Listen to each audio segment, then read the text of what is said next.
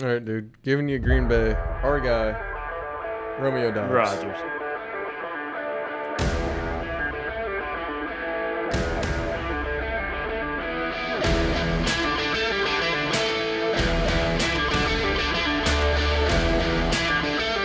Welcome back to our four-part series, and today we're going to be headed to the North. We'll start off in the AFC, and we're going to go with Cleveland. Amari Cooper, guys. Consistently a wide receiver 1, the wide receiver 10 last year. And if Watson plays to his potential, I don't see any reason he can't return that, do the same exact thing, even end a little bit higher, honestly. Over 1,000 receiving yards last season, that's a benchmark that you like to see high-end wide receivers hit, and he did it. 9 touchdowns and 14.5 points per game last year. Pretty consistent, someone you like to have on your team. Wide receiver 18 right now with an ADP of 40, guys. He is crazy. Better than the 18th wide receiver. I'm telling you that right now. In the third round, guys, if you can take him as a wide receiver 2, I mean, you are on top of the world. Alpha wide receiver in that offense. My advice to you guys would be in the second round, avoid the wide receivers because you're going to get people like T. Higgins and Jalen Waddle who can produce very well, Waddle especially, ending at the wide receiver 8 last year. Maybe if you could get your hands on Waddle, go for that. But like Devontae Smith, you can get better value at the running back position, wait a round or two, and get Cooper and Keenan Allen.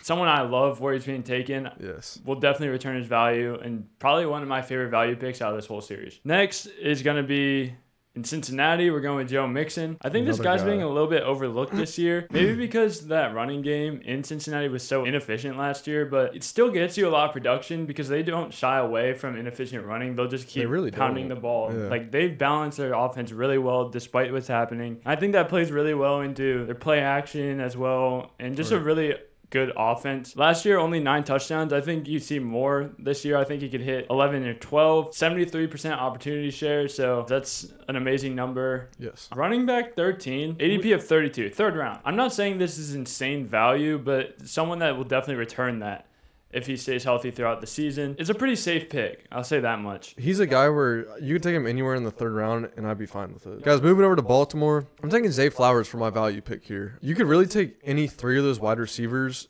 and call it value, and I'd be fine with that. But Zay Flowers, guys, is just, I think, someone that's coming in with a lot of hype. First-round receiver out of Boston College. The guy was great in college. Scores touchdowns, gets wide open. A true operator in terms of route running. I mean, he stops on a dime. It's beautiful to watch him play. He was great in preseason. I think with Todd Monken there at the offensive coordinator, and we've stated this multiple times in our videos when talking about the Ravens. Totally new offense, gonna pass more. He was the offensive coordinator for the Buccaneers, and in terms of pace, the Buccaneers were in the upper half of the NFL the 3 years that he was there, so that's very encouraging. The Ravens, in terms of pace, have been in the bottom half of the league, so that's just going to create more volume to be had, and I think Zay Flowers is going to benefit greatly from that. Getting taken at the 109, guys, so right behind Traylon Burks and right in front of Kadarius Toney, 2 guys that I think Zay Flowers is going to blow past this year. Zay Flowers presents immense value at the top of the 9th round. Going to Pittsburgh, so I was deciding between Najee or Kenny Pickett. I rolled with Kenny Pickett just because I think Najee's pretty fairly placed at his value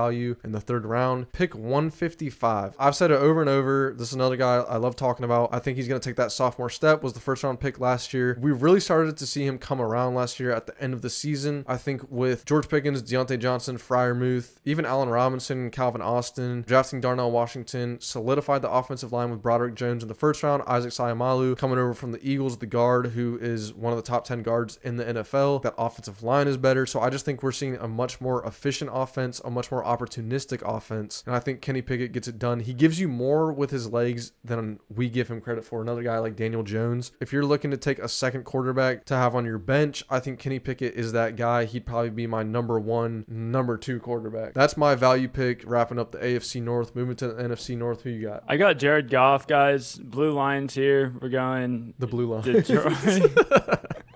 Detroit, 29 touchdowns, 7 interceptions last year, top 5 accuracy rating, and almost 35 passes a game. So you like to hear every single one of those stats. Ended as a QB 10 last year. I like that. I think that he can do the same exact thing this year, and if so, then you're very happy with that. Explosive offense, they added Sam Laporta. Consensus ADP of 137, so if you want to wait on quarterback, he's someone that you could definitely look to fill that spot for you. If you're going to take Jared Goff, I'd go with someone like Jordan Love to supplement him with Now we're going over to the Purple Vikings with Alexander Mattison and ADP of 63 here, guys. Top of the 5th round. I like him there. He's going to see a lot of work in that backfield. You saw what they like to do. They like to have one running back and stick with him, Dalvin Cook being that guy. Dalvin Cook did have a lot of talent, so maybe that was why he got so much work. Alexander Mattison, when he steps in, very efficient, very explosive, good pass catching ability. So all the things that you like to see in a running back, it's going to be interesting to see how he handles the workload of week to week being that guy as opposed to 2 or 3 week stints. But I've had him when he's been the running back 1 in that offense, and he does just fine. All right, dude. Giving you Green Bay. Our guy, Romeo Doubs. Romeo Doubs, guys. Rodgers. Get him out of your head, bud.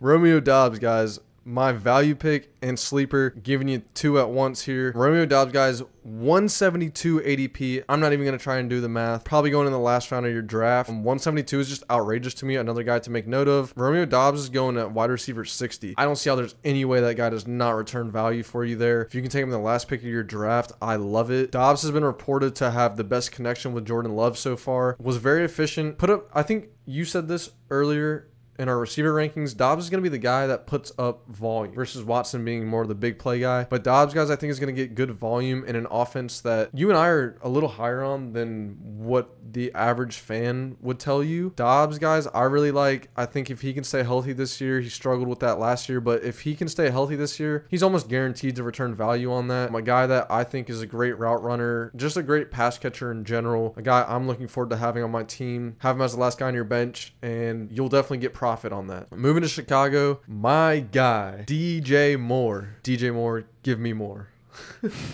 Again, guys, just a note, Darnell Mooney's going right behind Doubs. I love the value in both of those two guys there. DJ Moore, guys, I think presents so much value. Personally, I have him as my wide receiver 14 in my rankings. 2nd in snap share last year, 11th in target distance, 12th in air yards, 12th in target share. Commands the ball at all levels of the field. If you watched our wide receiver video, you saw the clip Carter put in there of him dusting the Atlanta Falcons defense. ADP of 50 right now, going at the bottom of the 4th, top of the 5th. I think he's severely undervalued. I think DJ Moore is going to explode this year. I've had him 2 or 3 years in fantasy now. He sees end zone targets. He sees valuable touches. He can rack up receptions. He can rack up yardage. So, guys, someone that I think gets it done at every level of the field. Still a very young guy. Being drafted as wide receiver 20, so a low-end wide receiver 2. Guys, I see him finishing much higher than that. Could push for a wide receiver 1 finish, which is what I expect out of him personally. Just someone I'm huge on.